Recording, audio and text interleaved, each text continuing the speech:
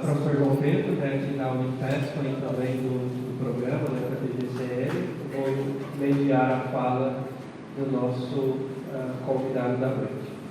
O professor Tiago Pedro Pinto, nosso convidado, vindo diretamente da Universidade Federal do Mato Grosso do Sul, campus Campo Grande, né, obteve o título de doutor em Educação Matemática na UESP de Rio Claro.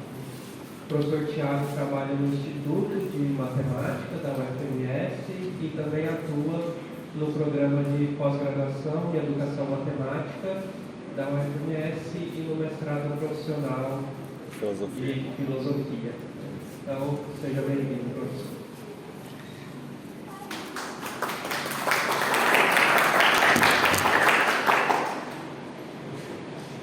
Boa noite, muito obrigado. É um prazer enorme estar aqui com vocês.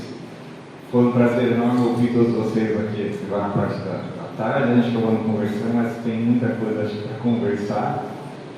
E fiquei muito honrado também com o convite para o evento em si, né? Quando eu entrava em contato, vir para cá. Uma região que eu conheço pouco, estive em Belém apenas uma vez. E está sendo muito bom então, estar aqui com vocês.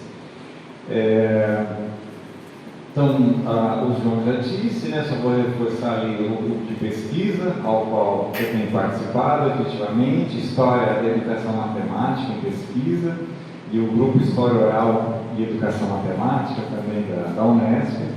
E quero dizer disso porque o assunto vinha caminhando pelos grupos de pesquisa, né, na última fala. E esse, por exemplo, é um grupo que talvez as palavras, a linguagem e tudo mais não apareçam tão claramente, né, nas palavras-chave, no título, mas a gente tem um interesse constante por aspectos relacionados à linguagem, em especial quando eu falo GOEM, né, Grupo História Oral e Educação Matemática, parece que a linguagem fica um pouquinho mais evidente do que esse título aqui, né? Então a oralidade acaba passando por essas discussões. Bom, aqui é só o título, né? Meu e-mail, caso alguém queira entrar em contato, mas estarei amanhã também com vocês. Queria começar com essa imagem, acho que bastante conhecida. Eu não fiz audiodescrição, preciso? Tem um na plateia? Essa pintura é bastante famosa do René Magritte, e é interessante que ela é uma que, pelo menos a meu ver, a que mais repercute, mas em termos da imagem em si, as outras são muito mais chamativas. Né? Ele faz umas imagens assim, para a sua época, inclusive, né? Não tinha Photoshop, né? Fantásticas. E essa, que a imagem é razoavelmente simples, ele vai lá e escreve, sem aquela exclamação, ele escreve: isso não é um cachimbo. E aí, isso não é um cachimbo? Será? Bom, deixa isso para lá um pouquinho. Por que esse título, né? Para além da representação. Achei até que tinha animado ali, mas ficou corrido, né? Há uma visão bastante comum de que a linguagem representa o mundo e os nossos pensamentos. Isso é um problema? Não, de forma alguma. Né? Isso é uma possibilidade interessante, né? No entanto, há algumas outras possibilidades de lidar com isso. Da mesma forma, as frases são quase redundantes, né? É bastante comum pensarmos a própria matemática como uma linguagem. Isso eu acho que hoje também apareceu bastante aqui, né? Que representa os fenômenos da natureza. Né? Tem a famosa frase ali do Galileu, né? A matemática é a linguagem a qual Deus escreveu o universo. Né? De novo, isso é um problema? Também não, né? Mas há outras possibilidades para tomar essas relações. É também bastante comum pensarmos que há vários modos, né, modos diferentes de falar uma mesma coisa, sem mudar a coisa. Né? Olha, isso que você está falando, Ayrton, isso que você falou, você só falou diferente do que eu vou falar agora, né? A gente usa isso, né? Isso é bastante comum. Mas, para algumas abordagens, se você muda o jeito de falar, você muda a coisa, né? Eu trabalhava com os meus alunos de Fundamentos de Geometria esses dias, né? A soma dos ângulos internos de um triângulo. A gente fez no papel, rasgando os biquinhos, colocando junto. A gente fez medindo com o transferidor e a gente fez o GeoGebra e depois a gente fez com o livro do João Lucas Barbosa. Supostamente a gente está falando da mesma coisa, mas para cada uma dessas coisas há uma série de conhecimentos e habilidades que estão envolvidas. Então pode ser que eu esteja falando de coisas diferentes. Então pode ser que quando eu mudo o que a gente eventualmente chama de registro, eu esteja também mudando a coisa. Pode ser que eu esteja inclusive mudando o sujeito, mas deixa isso aqui para daqui a pouco. Bom, essas ideias, né, elas são bastante difundidas, né, e algumas apoiam, né, diversos registros de representação, a ideia de transposição didática e outras coisas assim, se apoiam nessa ideia de um algo e que eu tenha opções, que eu tenha modos diferentes de falar sobre esse algo sem que esse algo se modifique. Então, há outras possibilidades para isso, eu vou tentar trazer algumas delas. E aí, na hora que o professor Ayrton começou a falar, eu me vi ali primeiro porque eu estava em dúvida de como que eu ia montar, como que eu ia falar, porque a linguagem perpassa os meus trabalhos, né, mestrado, doutorado, algumas orientações, mas não é algo que eu tenho me dedicado a falar sobre linguagem, que é o tema central do evento. Então eu tive que parar para pensar e acabei optando também por uma narrativa onde eu trouxe, né, eu espero trazer um pouco desse caminhar aí por possibilidades de tomar a linguagem e praticamente todas elas para além da representação, tá? Bom, e aí eu vou então usar essa narrativa, porque narrativa inclusive é um modo pelo qual o grupo EMEP, o grupo GOEM tem optado para produzir ciência.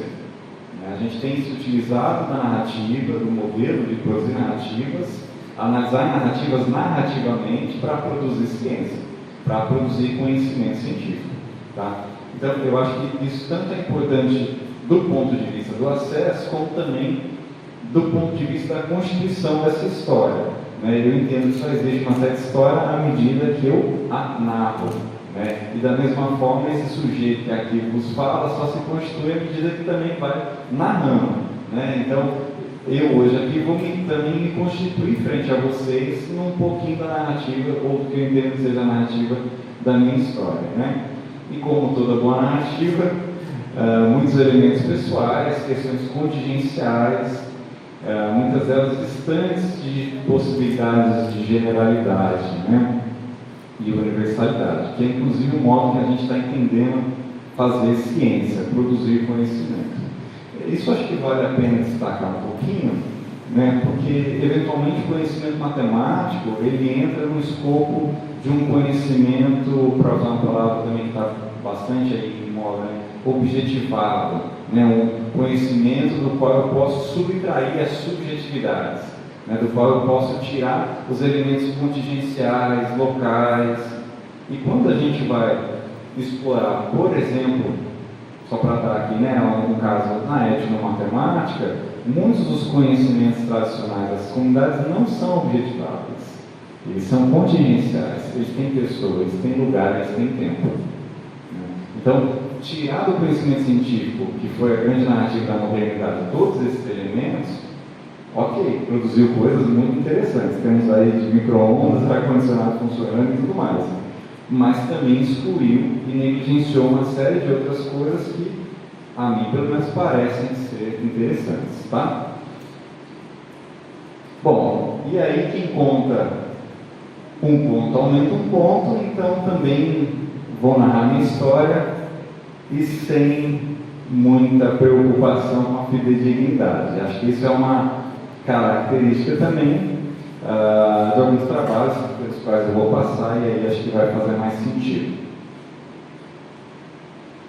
Bom, alguns movimentos, né? Lá na graduação, por algum motivo, eu caí no curso de extensão, processo de recepção e discursivização de textos em língua portuguesa, contribuições semióticas. Era um curso para letras, eu fui lá de gaiato, porque tinha uma menina lá que ia para o curso, eu fui também, né?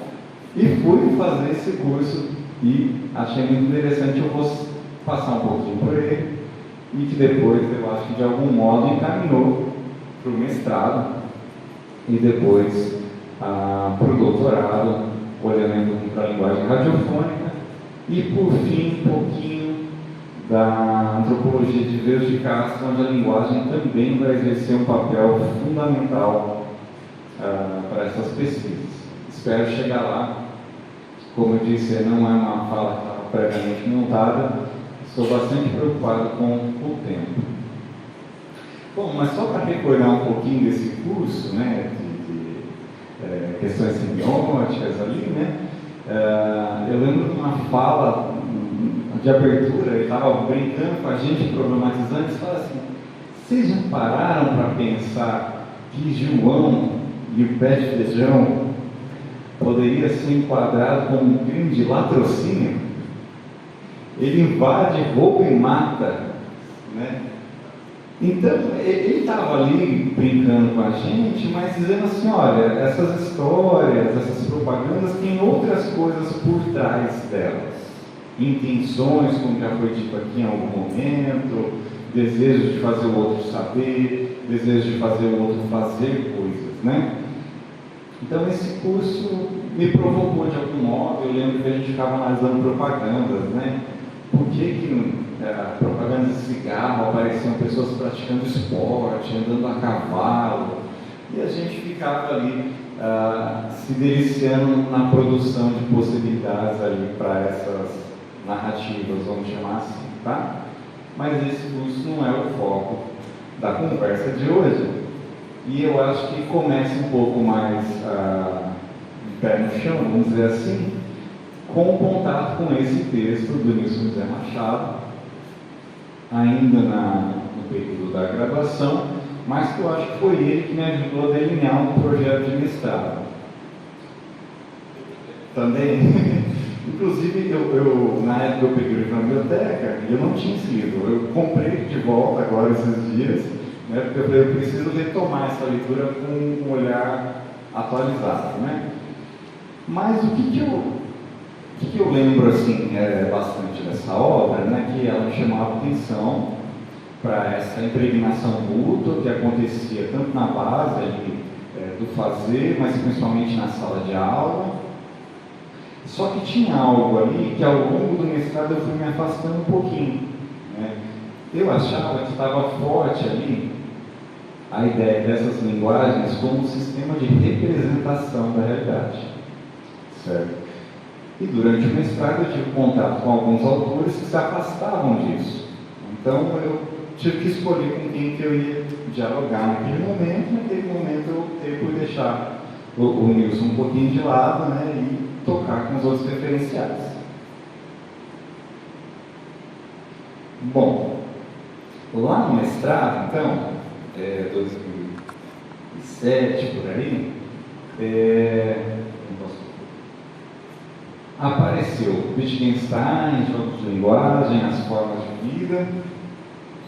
Apareceu também o Rowan Lins e os seus campos semânticos e o modelo de comunicação que rompia o modelo de comunicação tradicional. E na dissertação, assim como a Regiane Júlia havia feito, eu tentei trabalhar com esses dois, né? É um desafio grande, né? Tentei escrever um mestrado, alguma coisa de aproximações, de diferenças, e usar um pouquinho dos dois para problematizar a sala de aula, para mapear a palavra que eu encontrei na época. Mas vamos lá passar um pouquinho por eles, né? Já apareceu aqui hoje, mas eu vi que também o público mudou um pouquinho, chegou mais gente, né? Então, muito rapidamente, né, o Wittgenstein aí se entende com duas fases, alguns até falam em 3 fases, aí alguns falam assim, não, a grande problemática era a mesma, né? Não vamos dividir, são movimentos e tal. mas didaticamente a gente pode falar em duas fases, né? Demarcadas aí de forma mais forte pelo tratado lógico filosófico e pelas investigações filosóficas, né?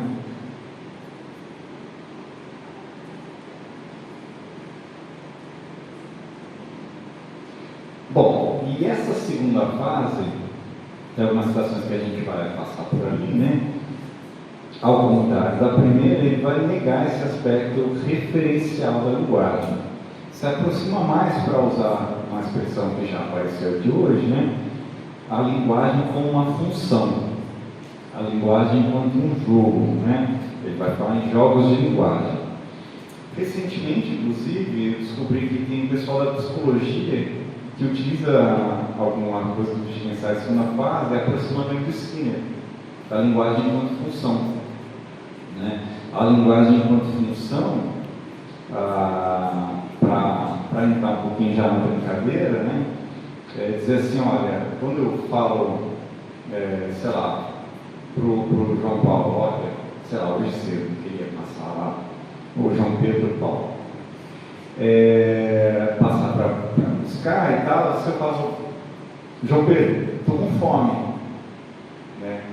Isso pode ser que tenha alguma relação com o real, pode ser que minha barriga estava roncando, pode ser que eu acho que era a fome aqui que eu estava sentindo, como pode ser assim, passa logo aí, quero te ver, vamos lá, né? Pode ser que essa fala de eu estou com fome não tenha nada a ver comigo estar ou não estar com fome. Pode não ser uma referência ao mundo concreto. Pode ser um lance no nosso jogo no linguístico, no nosso jogo de interação. E aí a função é um lance, né? A palavra, a frase é um lance nesse jogo, como um jogo de xadrez.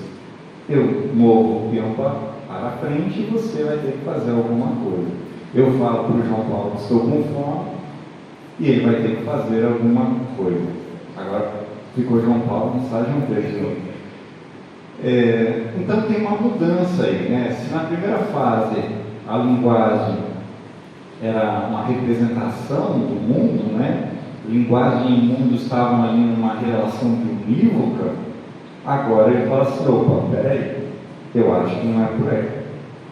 Vamos ver alguns exceitos de pessoas comentando que às vezes são mais ilustrativos do que o próprio texto de investigações, que é um pouco hermético, em certo sentido, né? Então, segundo Wittgenstein, assume que a nossa linguagem determina a concepção que temos da realidade. Por quê? Através da linguagem é que são vistas as coisas. Não sei, pode ser que alguém aqui passou um perfume novo, tal, passou aqui pela gente e falou, nossa, olha que cheiro bom. Quer dizer, a linguagem, cheiro, bom, está me permitindo dar a essa realidade esse contorno inteligível aqui da linguagem. Se eu não tivesse aprendido nunca o que é cheiro, ou o que é bom, né, eu não ia olhar para essa realidade e falar que aqui, olha, tem um cheiro bom, olha, cheiro bom, cheiro de café passado na hora. Né? Então, num certo sentido, né, essa linguagem aqui nesse tipo de Wittgenstein vai nos possibilitar também aqui tem que usar muitas aspas, né, dar um novo contorno para o mundo, dar uma nova cara para o mundo. Eu diria que produzir outros mundos, se eu quiser exagerar um pouquinho, né? Tem uma fala que vem junto, né, que eles sempre brincam assim, né? Eu olho para essa parede e eu digo que ela é branca. Se eu chamar meu amigo que é pintor, ele vai dizer que é crômio. Se eu tiver vários tons de branco e mostrar para um esquimó, eles dizem que ele distingue pelo menos 16 tons de branco diferentes. E cada um desses tons de branco indicam para ele espessura do gelo aonde ele vai pisar. Se aquilo tem perigo de se romper e ele morrer, ou se ele pode passar caminhando tranquilamente. A sua forma de vida, a sua prática social impõe a ele essa linguagem e impõe a ele olhar o mundo de forma diferente. Então, de um certo modo, aqui, ampliar a minha linguagem me dá a possibilidade de ampliar o meu mundo. Em algum sentido, a fala do Wittgenstein lá no primeiro, né, os limites da linguagem são os limites do meu mundo, ele não fala isso aqui de novo, mas continua com algum contorno por outro lado, né? Mas vamos lá. Wittgenstein deixa de acreditar que seja possível deduzir a preexistente estrutura da realidade a partir da premissa de que todas as línguas têm certa estrutura comum, como já foi dito aqui, um afastamento aí das ideias Saussure, por exemplo, né? E essa mudança implica na desautorização de qualquer teoria que fundamente um padrão de pensamento ou prática linguística num alicerce independente, posto no real. É como se eu dissesse, talvez exagerando um pouco, né, que apostar nesse precedente do real para a linguagem, né, seria um problema. Porque se eu estou dizendo para vocês que a linguagem possibilita ampliar meu mundo, que mundo é esse que pré-existe antes da linguagem? Então, linguagem e mundo continuam, de algum modo, caminhando. Não na estruturação, né, da primeira fase, mas, de algum modo, ela está aqui. E quaisquer justificações que tais padrões de pensamento ou prática linguística requeram, tem que ser buscada no seu próprio interior, que eu acho que apareceu aqui também, que é olhar para a própria linguagem. Se eu quero entender a linguagem, eu tenho que olhar para a linguagem. Não adianta eu tentar olhar para coisas supostamente pré-existentes para fundamentar a linguagem. Mais umazinha rapidinho aqui, né? Nesse sentido, criamos discursos. Discurso é aquilo em que trabalhamos, produzimos, inquirimos, sendo cada um de nós, segundo a nossa própria linguagem, aí o detalhe, acho que pareceu um pouco também hoje, mas sempre partilhada, ele vai dizer que não há a linguagem privada, por mais que eu queira defender uma individualidade, uma subjetividade do ponto de vista privado, só eu sei o que eu sinto. Eu sei o que eu sinto são palavras da linguagem pública, que eu aprendi na minha casa, na escola e tudo mais. Né? Então é como se eu brincasse e falasse assim, pai, então me diz uma palavra que é só sua, que ninguém conhece. Bom, a gente pode até brincar, se é só sua, ninguém conhece e não dá para se comunicar com ela, então talvez, não sei se é bem uma palavra, né? Mas a gente poderia também repensar o significado de palavra. Né? De algum modo, assim também criando um mundo por meio da linguagem. Mundo, seres e linguagem são uma amálgama, retroalimentado por cada um desses elementos, que assim, em uníssono, constitui e se constitui. Né? Não há o antes e depois do discurso. Não há o antes sobre o qual o discurso fala. O discurso não fala da realidade. O discurso faz coisas acontecerem. Faz pessoas ficarem felizes, tristes, etc. e tal. Né? Mas vamos lá. E aí, uma chamadinha aqui, né, do próprio Wittgenstein, né? Ele vai falar dessa ideia então, de não olhar para a linguagem, que é o que ele fazia primeiramente, que é o que muitos fazem, né, e vão tentar entender a estrutura da linguagem, qual seria a linguagem ideal, que tiraria toda a ambiguidade, etc. e tal, mas vai olhar para as linguagens em funcionamento, vai olhar para os jogos de linguagem. Né? E ele vai dizer que esses jogos de linguagem nos servem, inclusive, de comparação. Os problemas filosóficos, no fundo, seriam problemas linguísticos. Se a gente não se entende, talvez seja porque você está operando num jogo e eu estou operando em outro. Se eu não tirar a linguagem do seu funcionamento ordinário, comum, né, eu vou conseguir olhar para lá e ver como ela funciona lá. Não tem problema nenhum, ela está funcionando. Né? Eu chego sei lá, no caixa ele fala que é 10, eu tiro 10, dou para ele e vou embora com a minha compra, sem nenhum problema. Está funcionando. A linguagem está funcionando, né? Agora, parece que ela não funciona quando eu olho para um jogo lá e tento transladar aquilo para um jogo cá, né? Talvez, para usar o mesmo exemplo da metade, né? A metade, que uma é maior que a outra, não tem problema nenhum, ela funciona assim. O problema é quando eu tento, num outro jogo de linguagem, fundamentar a prática de outro jogo de linguagem. Aí começa a dar problema. Problema que ele vai chamar de ordem linguística, né? E veja, isso não tem a ver com vamos fundamentar o que é ou não é metade. Nesse jogo funciona assim, nesse jogo funciona assim. Ponto. Não tem um anterior, não tem um melhor que o outro. Cada prática é uma prática.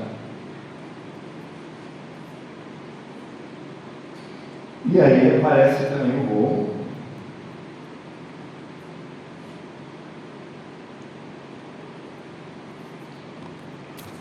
Só ver o horário para não me perder demais. Tá bom. O Rômulo Lins é tão interessante quanto o Wittgenstein, mais ainda que eu conheci, né? A gente conheceu como livro, né? Pelo menos para a gente, eu tenho certeza que é mais, né? E aí ele vai trazer coisas interessantes para o debate também. Então, uma ideia de produção de significado, né, que a gente vai produzindo significado conforme os nossos campos semânticos, né?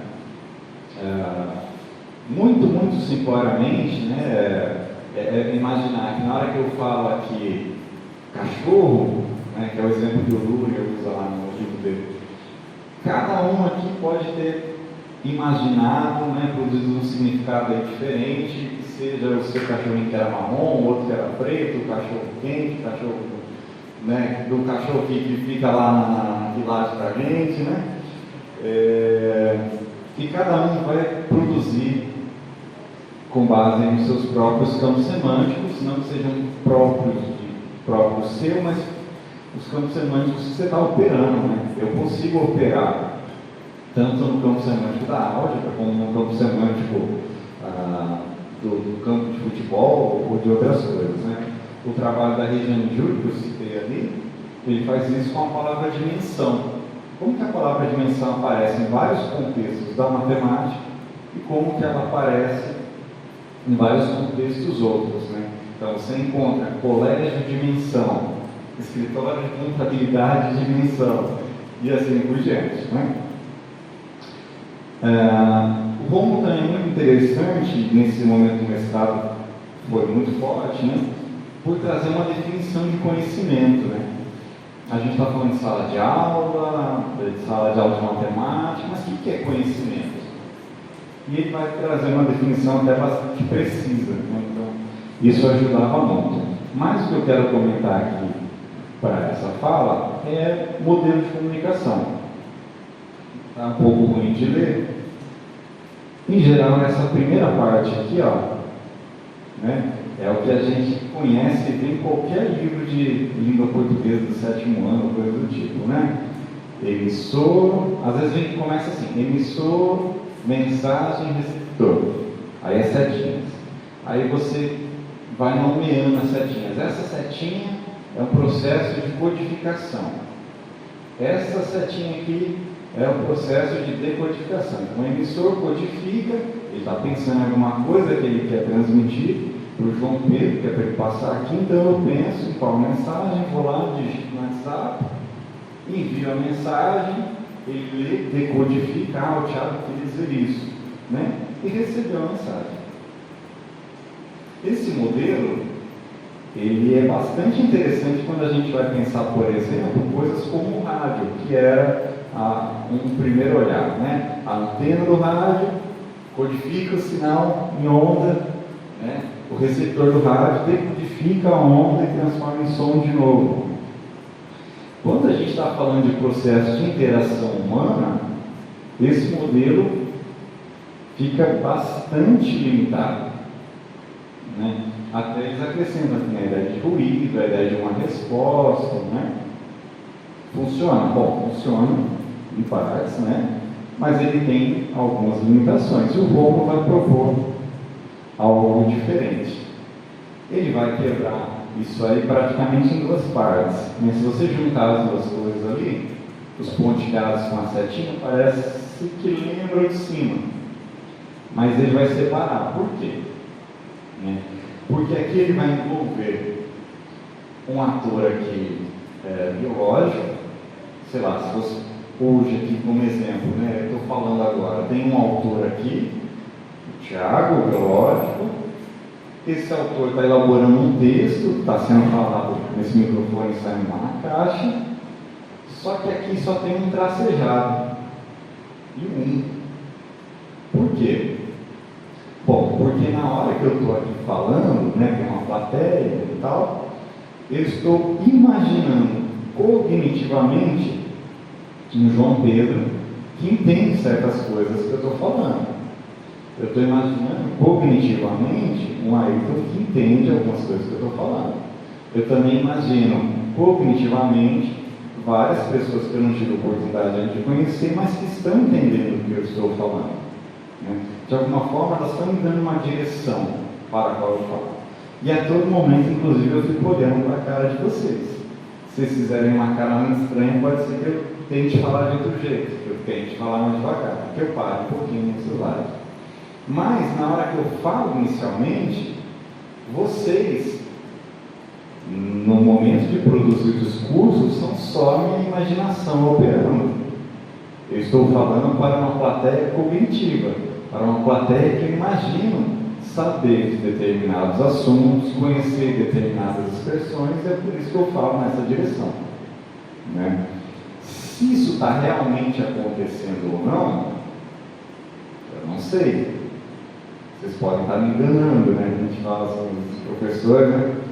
E aí, entendeu? Nada. Né? Então, veja só, esse aspecto aqui de um leitor cognitivo, né? Um autor que produz um texto para um leitor cognitivo, ele também acontece na ponta contrária. Vocês aqui, biologicamente, sendo entendidos como leitor, estão produzindo aí na cabeça de vocês um Tiago que está falando coisas que vocês estão supostamente entendendo, né? E aí na hora que sai lá fora, você fala assim, nossa, achei legal aquela parte que ele falou disso. Não, ele não falou disso, ele estava falando de tal coisa. Por quê? Porque cada um está produzindo um autor diferente para esse enunciado. Cada um de vocês está produzindo um Tiago diferente que está falando de determinadas coisas. E a comunicação efetiva, algo como se fosse perfeitinho ali, pode ser que nunca aconteça, né? E isso me pareceu interessante. Bom, e aí essa mais ou menos é a minha dissertação de mestrado, né? Eu começo ela com dois causos que eu fiz questão de trazer, porque eles são muito marcantes. Lá na segunda série, eu estava aprendendo tabuada. E aí a professora escrevia na lousa, né? 1, 2, 3, 4, 5, 6, 7, 8, 9, né? E aí vinha 1 vezes 1, e a sala inteira, né? Cantava a tabuada. Como a gente fala, vamos cantar a tabuada. 2 vezes 2, 4, 2 vezes.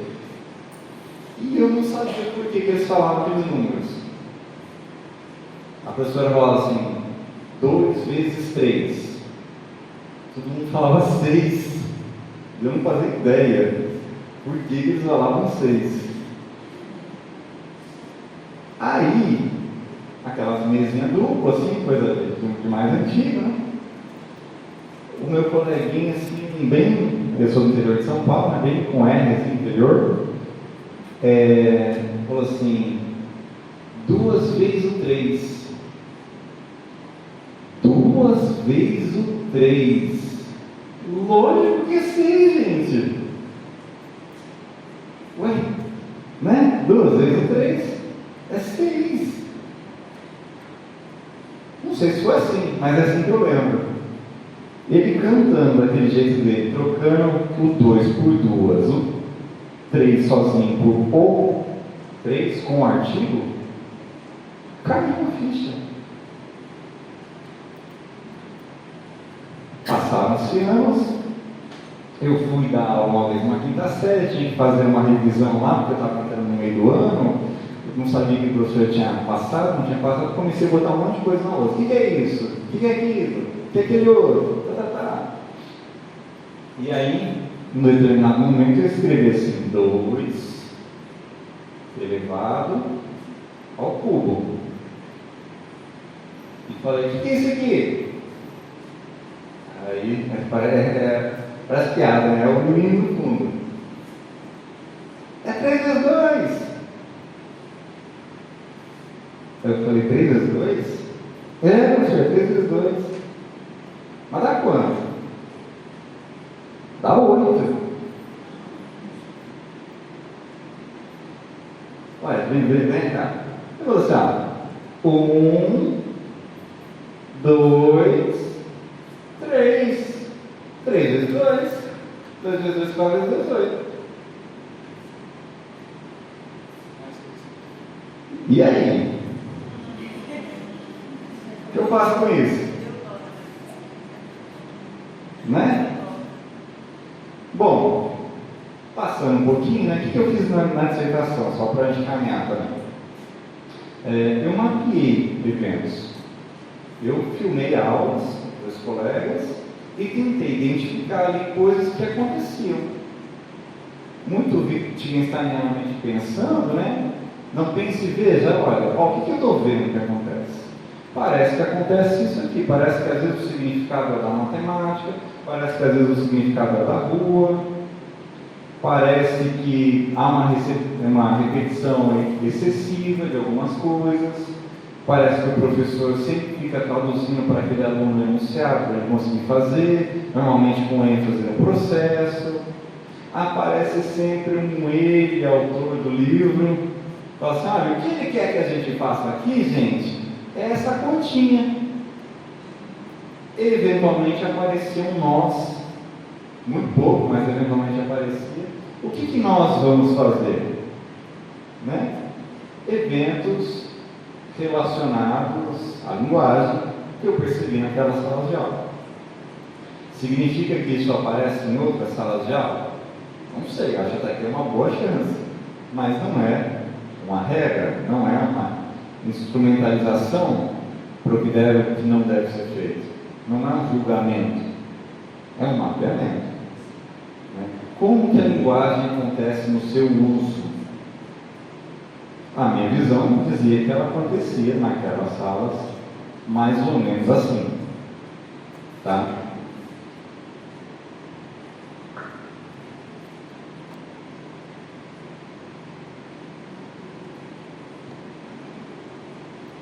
Bom, e aí eu fui para o doutorado e deixei um pouco a linguagem de lado, supostamente, e fui fazer uma pesquisa de caráter historiográfico. Só que uma pesquisa de caráter historiográfico sobre, não sei se alguns aqui vão lembrar, o projeto Minerva, Educação via Rádio, década de 70 e né, entrou um pouquinho na década de 80. E aí, educação via rádio, não tem jeito. Como é que faz matemática por rádio? Né? Então eu fui lá para o Rio de Janeiro, fui lá na Rádio MEC, fui conversar com o produtor, fui conversar com o diagramador de material, redator, e me embrenhei um pouco nessa linguagem radiofônica. Com inspirações ainda no Wittgenstein, acho que um modo de ver o mundo um pouco ali pelos jogos de linguagem, mas com outros referenciais também. Isso aqui é uma aula de matemática que trata de retas e circunferências. Né? No caso, isso aqui vai desenvolver, está falando de geometria analítica. Telecurso segundo grau, o equivalente ao telecurso segundo grau, no projeto Minerva. Aqui está, mas eu não vou pôr agora não, para não perder tanto tempo, né? O áudio que resultou dessa aula. Tá? Ela resultava em dois materiais, basicamente. Uma aula gravada em áudio e um fascículo que a pessoa podia retirar, comprar numa banca ou receber se ela fosse matriculada em algum radioposto. Né? E eu fui analisar isso. E aí, não tem jeito, eu tive que ir para quem fala de rádio. Então, um livro que me ajudou muito foi esse aqui, Manual Urgente para Radialistas Apaixonados. O que é comunicar? A raiz latina indica união, comunhão, ter algo em comum. O verbo, então, remete a que se estabeleça vínculo, que se compartilhe algo. Como se estabelece vínculo pelo rádio? Os profissionais têm umas respostas interessantes. Como se estabelece vínculo na sala de aula? Talvez a gente também tenha algumas respostas interessantes. Se eu emprego termos que o outro não consegue entender, estou fazendo ruído. Pior ainda, estou humilhando. Comunicar, então, consiste em comunicar-se. O processo da comunicação pressupõe, sem dúvida, codificar, decodificar sinais. Contudo, vai muito além. Busca entabular uma relação ativa, interativa com o receptor. E aqui me parece que desloca um pouquinho o aspecto da informação, da comunicação para uma interação. Né? E aqui, que eu acho uma graça, eu não conheço a pronúncia correta, eu falo Cibal. Alguém conhece? Não? Pode me corrigir? Cibal. Então vamos ficar com Cibal. A velha do Cibal, lá no Caribe, era analfabeta em latim. O padre, porém, era analfabeto em velhas. O que é mais grave. Trata-se de pensar toda a comunicação a partir da outra margem, a partir da outra cultura e da linguagem, das preferências da classe social, dos radioescutas aos quais me dirijo. Então, se eu estou no processo de comunicação, não tem jeito, né? Eu tenho que ou falar a linguagem do outro, ou no mínimo dar chance para que eu tenha algum acesso, né? O Romo tinha uma frase também bastante interessante, né? Eu não sei onde você está, cognitivamente falando, né? Gostaria de saber para que eu te convide a ir a outros lugares, algo mais ou menos assim, né? Se eu não tiver essa interação, se eu não der a chance de comunicação para esse meu aluno, para esse meu escuta ou coisas do tipo, eu não tenho a chance de saber onde ele está. Não tenho a chance de falar com ele, de me comunicar com ele, de entrar em comunhão com ele, de partilhar um espaço comunicativo com ele, ou de entrar no mesmo jogo de linguagem onde ele está. E aí, talvez eu possa ter uma posição, não sei se a palavra dela é mais para gravar, não, uma posição radical, para não dizer outra coisa, dizer, olha, esse é o meu jogo de linguagem. Se quiser, você vem para cá. Vou ficar repetindo que nem um doido. E você pode vir para cá. Basta você querer. Não me parece nada adequado para uma sala de matemática nem uma sala de qualquer outra coisa. Bom, aqui o Renato Rocha, né, está o relato dele, coitado, né? Ele foi o redator que tentou transformar aquelas aulas num script para um locutor ler. E aí vocês podem. O que é isso aqui? Vou tentar tomar água e segurar o negócio ao mesmo tempo. Olha lá, pode dar uma olhadinha enquanto eu tomo um banho de água.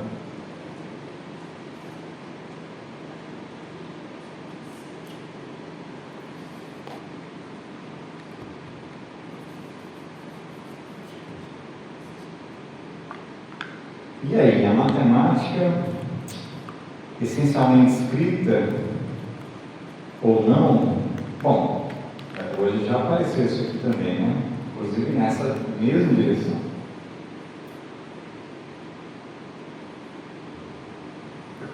Acho que tinha mais um pedaço da fala dele. Acho que dá para ir dando uma olhadinha, né? Então ele vai relatar ali um pouco, olha, o que eu fazia com aquilo, né? tentava falar para o aluno, olha o caderno, olha o fascículo.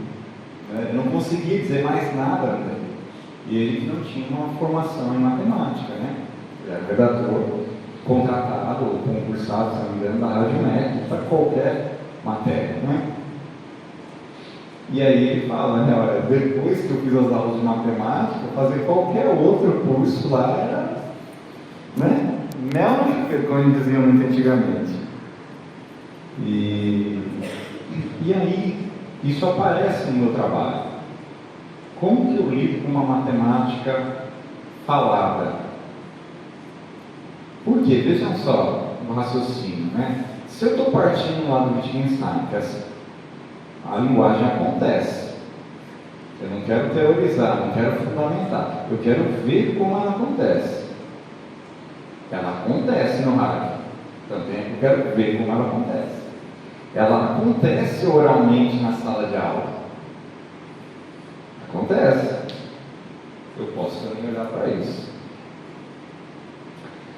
Quando a gente vai ler o script, que vai gerar o áudio, né? Está lá escrito R, X, Y ao quadrado. Por quê? Porque se você botar uma equação de segundo grau na frente do locutor, ele não sabe o que fazer com aquilo. Tinha que sentar com alguém e falar, aqui você fala ao quadrado, aqui você fala mais, né? E não só isso. Uma coisa que eu achei muito interessante que aparece ali é o como que se usava as pausas, o silêncio na hora dessa fala. Eu acho que é o próximo aqui, né? Poderia brincar quem tiver com um papel na mão, né, a canetinha. Ó, vou ler para vocês. 4 vezes x ao quadrado menos 1. Escreve aí, como é que fica isso? Minha equação. 4 vezes x ao quadrado menos 1.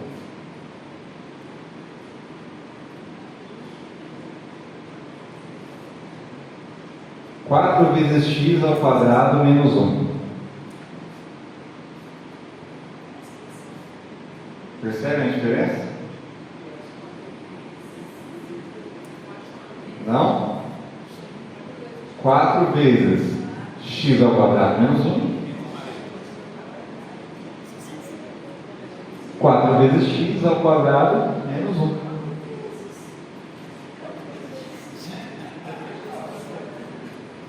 Quando a gente está dando aula, isso eu pude ver lá. A gente faz isso. Ó, aqui é 4 vezes x ao quadrado menos 1. Aqui é 4 vezes x ao quadrado menos 1. Percebe? A gente faz matemática falada, queiramos ou não, esteja isso estruturado ou não. X ao quadrado menos x ao quadrado.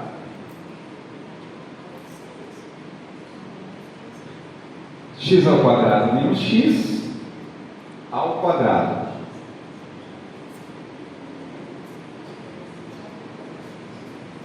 A gente faz matemática falada, queiramos ou não, com o apoio da linguagem visual normalmente, né? Mas vamos lá. Bom, deixa eu só enviar um pouquinho o tempo. Acho que vai dar bom. Isso foi lá para o doutorado. O trabalho tem várias entradas, está sob o projeto Minerva. Essa é uma delas, né? A questão da linguagem radiofônica. Tem todo o aspecto histórico do projeto, as entrevistas, a importância desse projeto para aquelas pessoas e coisas do tipo. Depois do doutorado, algumas leituras aí do Deleuze e da Guattari, né, foram também aparecendo, a gente foi tendo contato com eles, né, e gostando bastante de algumas coisas, né. Tem uma série aí de conceitos que eu acho que são os que que me interessam, os quais talvez seja bom de falar alguma coisa, né? Mas eu vou ficar aqui um pouco no aspecto da linguagem, né? E no aspecto da linguagem, porque em algum momento eu via algumas semelhanças com algumas coisas do Wittgenstein e ao mesmo tempo muita coisa que ia para lados talvez opostos. Então isso interessava, queria me embrenhar um pouco nisso, né? E aí eu coloco ali uma pergunta: linguagem que limita a vida?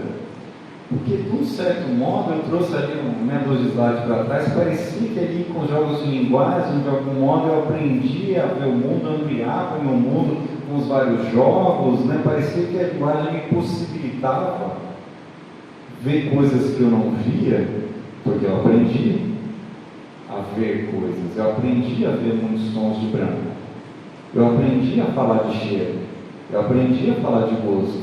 Isso ampliou meu mundo. Mas parece que aqui vai ter uma linguagem que limita. Vamos dar uma olhadinha, né? Lá no 1014, volume 2, ele fala assim: a linguagem não é a vida, ela dá ordens à vida. A vida não fala, ela escuta e aguarda. Em toda palavra de ordem, mesmo de um pai a seu filho, fiquei com isso meses, há uma pequena sentença de morte, um veredicto, dizia o cara. O difícil é precisar o estatuto e extensão da palavra de ordem. Não se trata de uma origem da linguagem, já que a palavra de ordem é apenas uma função de linguagem, e aqui parece que combina um pouco com a uma função coextensiva à linguagem. Tem mais um exercício, acho que dá para olhar para ele, depois eu digo que eu estou entendendo isso, né? Linguagem como transmissão de palavras de ordem, né?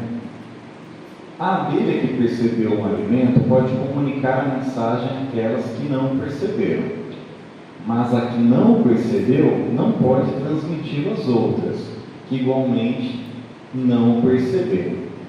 A linguagem não se contenta em ir de um primeiro a um segundo, de alguém que viu a alguém que não viu, mas vai necessariamente de um segundo a um terceiro, não tendo nenhum deles visto. É nesse sentido que a linguagem é transmissão de palavra funcionando como palavra de ordem e não comunicação de um signo como informação. Parece confuso, acho que é mesmo. Os textos deles são difíceis de ler, né? Você sai triste, né? Você lê, parece que não salva uma linha. Mas o que eu estou entendendo aqui? É esse caso da abelha, né? A abelha que está com medo, presenciou alguma coisa, sei lá, ela emite um sinal que ela está vendo. Como eu poderia aqui, talvez, se aqui começar a pegar fogo, eu grito fogo e saio correndo. Ele não está dizendo que a linguagem está nesse ponto, mas está do ponto que talvez alguém que ouviu o que eu falei, mas não viu, ao sair lá fora, chega alguém e fala: o que está acontecendo? Fogo. Né? E aí, então aí que ele está colocando a linguagem. E aí o que ele está colocando um pouco dessa palavra de ordem, né? Palavra de ordem no sentido que quando, vamos voltar um pouquinho, que eu estava aqui falando do João Pedro, né? Quando eu escrevo para o João Pedro, eu estou dando um lance no meu jogo, no meu tabuleiro de xadrez. E ele vai ter que se manifestar em relação ao que eu coloquei. Então, quando eu falo: João Pedro, estou com fome, é uma palavra de ordem que pede uma ação dele. E ele vai ter que dar algum tipo de resposta. Eu entendo que há uma sentença de morte aí, acho que em mais de um sentido, né? Mas se a gente pensar a vida num fluxo muito caótico de coisas que pode me levar para qualquer lugar, né, no que eles chamam de um terreno liso, né, assim, essa mesa, vamos supor que ela é bem lisinha, né, eu vim aqui e deito água nela. Para onde a água vai? Que caminho a água vai fazer? Se eu tiver um terreno todo estriado, todo marcado, afundado, pode ser um canal só, um canal muito fundo aqui, ó. E eu deito a água aqui, para onde a água vai correr o canal que está pré-estabelecido. A linguagem, quando eu penso aqui com eles, ela faz isso para a nossa vida. De todas as coisas que o João Pedro podia fazer naquela hora, ele vai, talvez, pela própria linguagem, se colocar numa ação dita. Ó, vou passar aí daqui 10 minutos. Todas as rol de possibilidades caóticas que tinha naquela hora começam a morrer. E ele começa a organizar as coisas, porque ele fala para mim que dali 10 minutos ele vai passar. Esse caso envolve até um movimento mais direto. Acho que tem um caso mais sensível. Não sei se vocês gostam de comer comida japonesa, shoyu, sushizinho ali, né? Sabe aquele gostinho assim, só nossa, comida japonesa tem um gostinho meio doce com salgado, e a gente pode de repente ficar assim 2 horas falando daquele gostinho, mas não é bem um sal, né? Aí chega minha amiga nutricionista e fala assim, isso é umami. Ah, umami.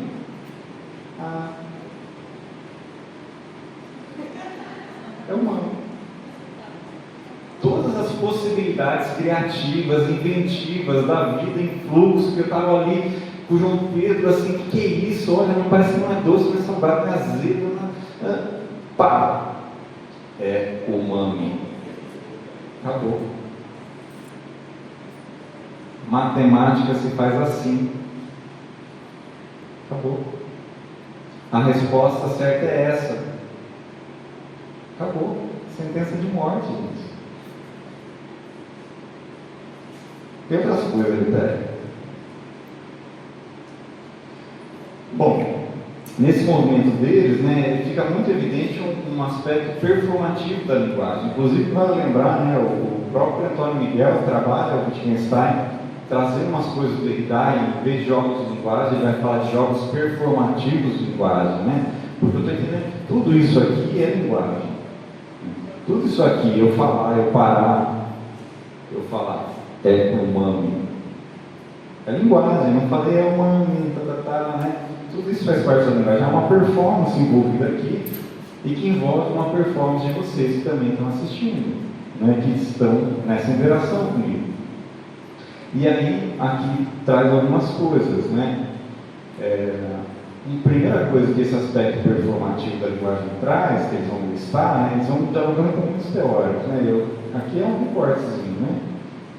É a rejeição do conceito de linguagem como código. A linguagem não pode ser concebida como um código, pois isso implicaria em condições explicativas. A fala não é simplesmente a transmissão de informações, mas a realização de atos específicos, como ordenar, interrogar, prometer, afirmar. Esses atos são imanentes e necessariamente implícitos, não se encaixando na ideia de comunicação de informação, né? Então, quando eu falo com o João Pedro que eu estou com fome, não é uma informação que eu quero dar para ele. Eu quero que ele venha buscar. Eu quero que ele me leve lá para comer, né? Eu estou dando uma palavra de ordem. Percebe? Não é uma informação, né?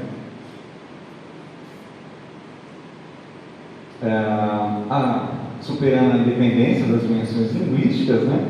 Então aqui acho que apareceu hoje também, né? Não é possível definir semântica, sintaxe, fonética como zonas científicas independentes da pragmática, né? O aspecto performativo está na pragmática. A pragmática deixa de ser mais separada e passa a ser o pressuposto de todas as outras dimensões. As determinações pragmáticas não estão mais sujeitas as alternativas de voltar-se para o exterior da linguagem ou responder condições explícitas, pelo contrário, permeiam todas as dimensões linguísticas. Né? Analisar a linguagem sem analisar ela em uso, na sua manifestação, também parece não fazer sentido nesse olhar performático da linguagem. E aqui, né, quase uma consequência, né, a distinção entre língua, sistema e fala, o uso, né, também acaba sendo rejeitada. Né? Pelo contrário, o sentido e a sintaxe da língua que não podem ser definidos independentemente dos atos de fala. Vou passar aqui, que eu acho que tem algumas coisas. Em síntese, transmissão de palavras de ordem. Os jornais, as notícias procedem por redundância, pelo fato de nos dizerem o que é necessário pensar, reter, esperar, etc. Que é um exemplo.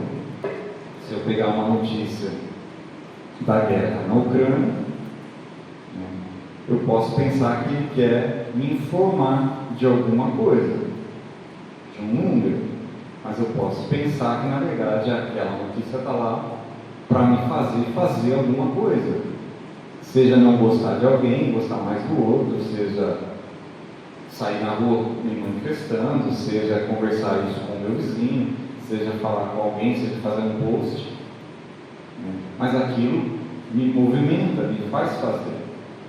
Tem muito pouco a ver com a informação. A linguagem não é informativa nem comunicativa, não é comunicação de informação, mas, o que é bastante diferente, transmissão de palavras de ordem, seja de um enunciado ao outro, seja anterior para um enunciado realiza um ato, e que o ato se realiza no enunciado. Rapidinho aqui, quando eu ensino alguma matemática para o meu aluno, ou melhor, quando eu estou numa aula de matemática, isso já apareceu aqui hoje de outros modos, em outro sentido, né? Mas que palavras de ordem são essas que eu estou transmitindo a esse aluno?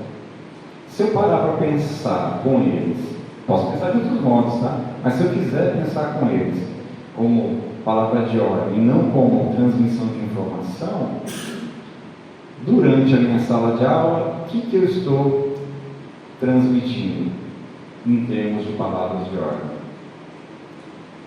Bom, tem os casos clássicos, né? Eu estou transmitindo que ele tem que ficar sentado para aprender matemática, que ele tem que ficar quieto para aprender matemática. Eu pensando na minha aula tradicional de cálculo lá na UFMS.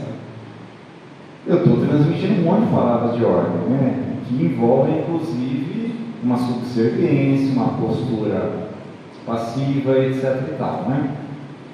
Mas eu não tenho essa resposta, eu estou aqui só pensando alto. Né? Até fiquei olhando muito para os slogans que o Ministro José Machado traz lá no começo do livro, né? Falei, nossa, parece que alguns desses slogans são palavras de ordem. Que a matemática é para poucos, que ela é exata, né? Que nem todo mundo pode fazer, ou quem pode ou quem não pode, qual aluno que pode dar uma resposta em matemática e qual não pode, né?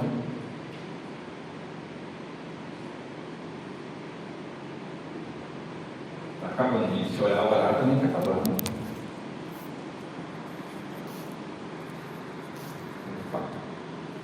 Uma hora. Bom, e aí, e não menos importante, né, confesso que eu fiquei com vontade de começar pelo final, não ia fazer tanto sentido.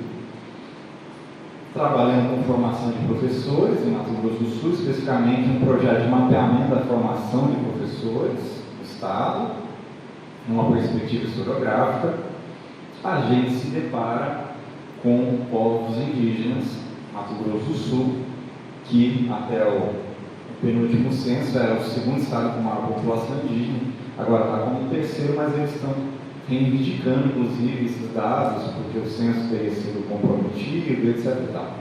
Seja o segundo, seja o terceiro, há uma grande população indígena no estado, e a gente precisa também estudar e entender como que acontecem esses processos lá. Então, fomos olhar para a formação de professores. Lá em Aquidauana a gente tem o ProIND, para a formação de professores intercultural, indígena, E aí falou, bom, precisamos dialogar com os antropólogos. E aí, acho que pelo Antônio Miguel, não tenho certeza, a gente caiu no Eduardo Ribeiro de Castro, que é um cara que dialoga um pouquinho assim com o Wittgenstein de vez em quando, mas dialoga muito com o Deleuze e com o Guattari. E aí ele vai começar falando de um projeto antinarcísico. Bom, né, a historinha do Narciso todo mundo acho que mais ou menos conhece, né? O Narciso vai lá, olha no espelho, se apaixona pelo espelho, na água, né? E não consegue ver outra coisa, né? Não consegue achar bonito nada que não seja ele mesmo. Na antropologia, o que ele vai dizer, né? Grande parte do que já foi feito acaba sendo um projeto narcisístico à medida que não consegue olhar o outro pelo outro, mas sempre olha para o outro a partir de você, a partir da sua leitura de mundo, dos seus preferenciais, da sua linguagem. E aí tem projeto, inclusive, de etnomatemática que faz isso. Vai lá e olha e fala, olha, eles sabem simetria. Ah, eles não chamam de simetria. Ah, eles sabem matemática, mas não chamam de matemática. Olha, eles sabem tal coisa, mesmo que eles não reconheçam aquilo como tal coisa, né? Ele vai dizer que isso, num certo sentido, é tentar enquadrar o outro naquilo que eu entendo. De algum modo, isso também é uma redução do outro ao eu. Bom, deixa eu passar para alguns ali também, depois eu volto tentando amarrar, né? E aí ele vai falar dessa impossibilidade de tradução, tem um slide sobre isso, e o equívoco como lugar privilegiado. O que acontece?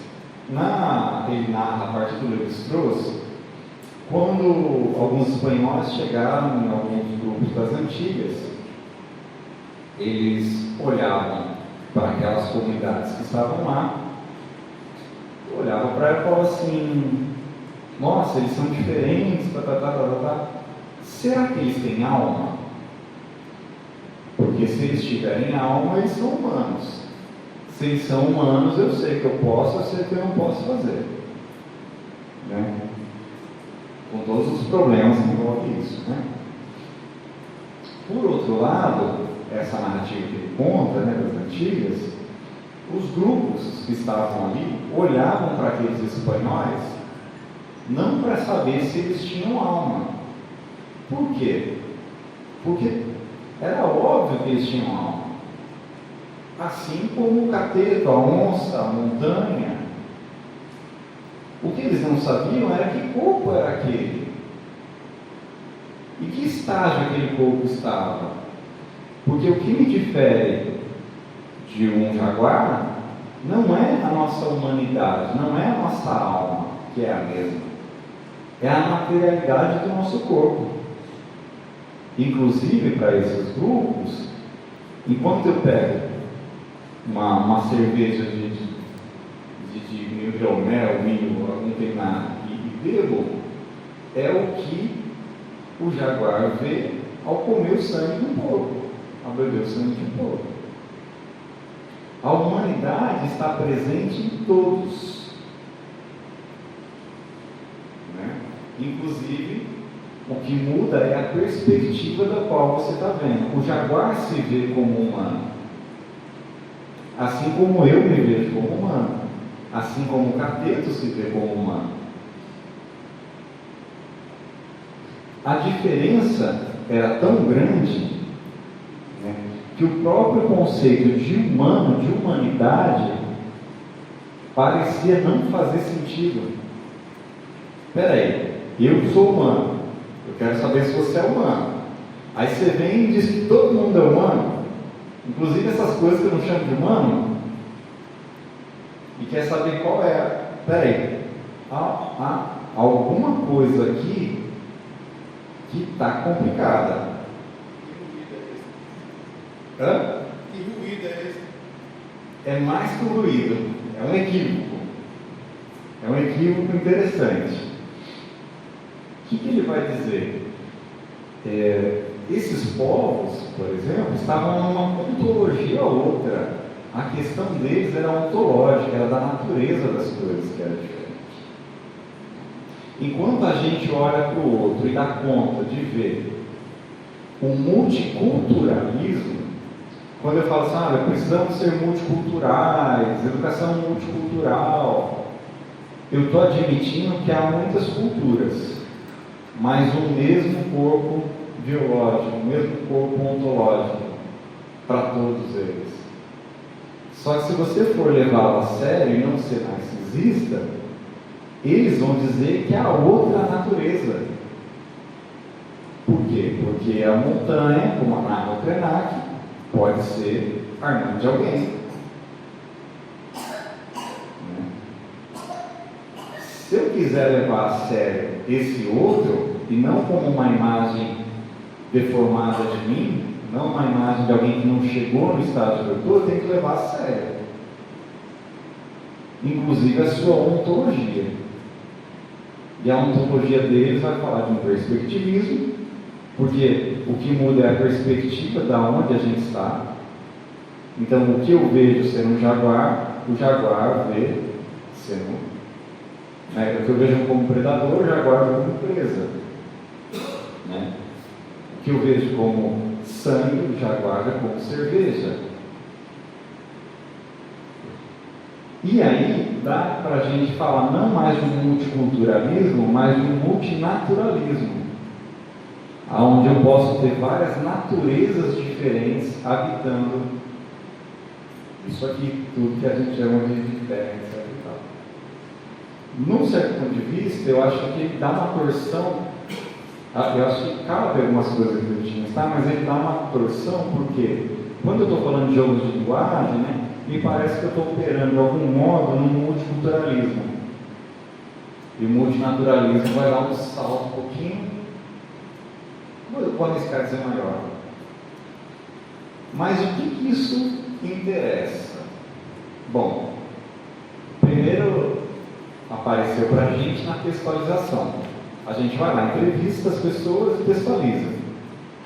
Então, entrevisto o João Pedro, vou lá, transcrevo, depois textualizo, eu arrumo, eu mexo um pouquinho naquele texto. Por quê? Porque, como diz o Marcos, também já apareceu aqui, a natureza do texto escrito e a natureza do texto falado é diferente. Não são dicotômicas, não são estanques, né, mas há um contínuo no qual eu posso passear.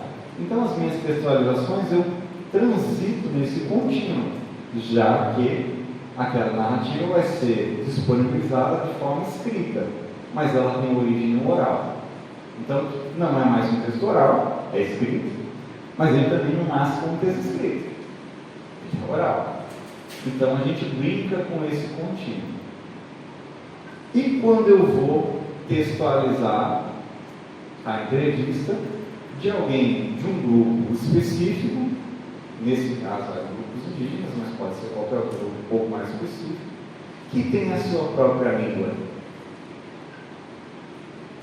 que tem a sua própria natureza e que fala coisas que eu não entendo.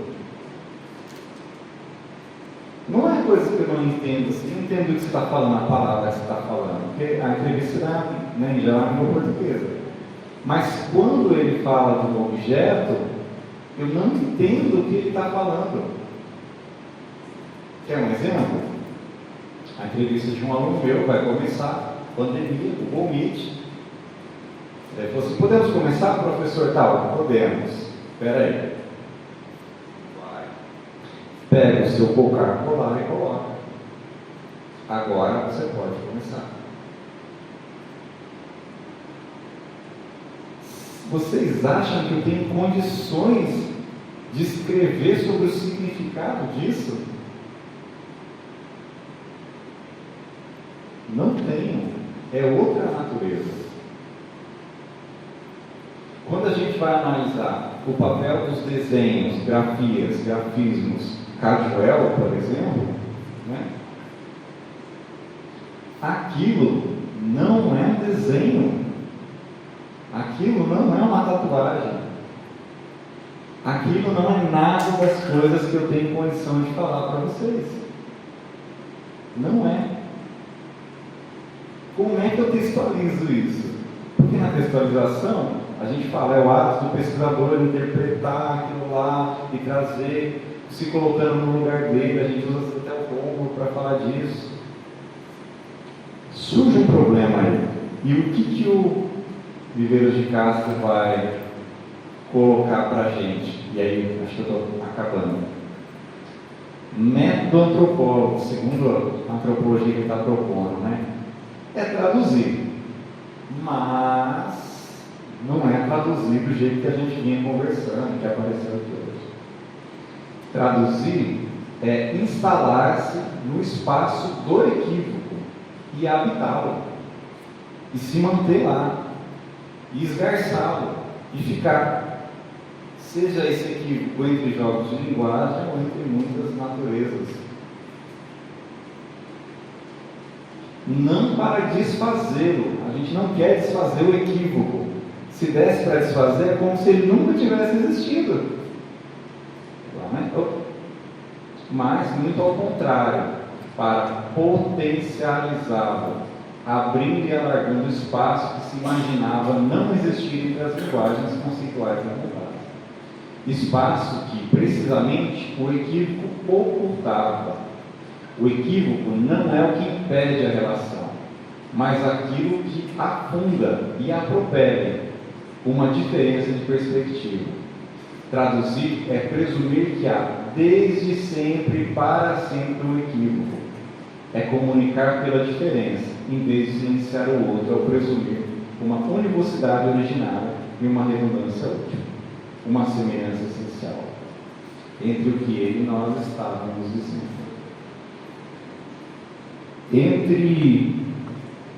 Vou brincar aqui um pouco. Eu comecei dizendo, né?